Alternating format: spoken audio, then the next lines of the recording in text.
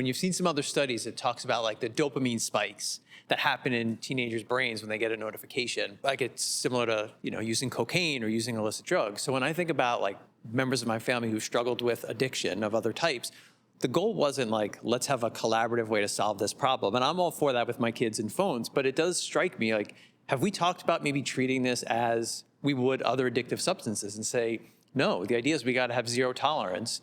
Because 5 years from now, we may look back on this and say, how did we miss that? We were talking about this as if it was a drug, yet we didn't solve the problem that way. I love this kind of question because I think it raises another one that I think we need to struggle with, which is how necessary are our phones in our life, right? Are there benefits that we don't want to give up?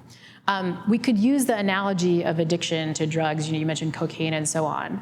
I worry it's going to be more like how clinicians have to deal with, say, Overeaters Anonymous, or people who claim that they have like problems with food and binge eating and these kinds of things, where it's like you can't be like with cocaine, where it's like it's out, you never can use it again, right? You've got to eat something, right? So how can we navigate the right boundary conditions of how to do this healthfully?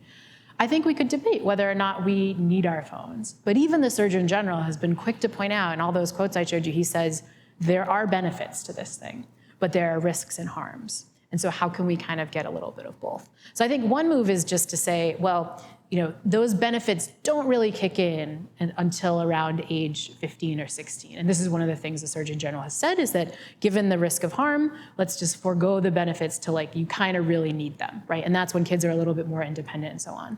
So I think his move would be like, let's get rid of the harms till age 16, and then we'll try to teach the right boundaries. I think a different thing that we need to struggle with is like, even if we kind of allowed our kids not to have any technology, till they left the house and get to college, they're going to get to college and these devices are going to be there. Or they're going to have to get their first job and their employer's like, here's your cell phone. And I'm like, no, it's cocaine. I can't, these things aren't going away. And so I think there's also a benefit to thinking about how can we healthily teach these boundaries. And so I like the Surgeon General's move, which is like, just keep it away as long as possible because the harms are there. But at some point, you're going to have to deal with this. That's the moment to start setting appropriate digital boundaries, healthful ways of dealing with this stuff, mindfully noticing when your phone is useful and when it's not. And that will get to some of the other strategies we'll talk about in the sort of ACT section too.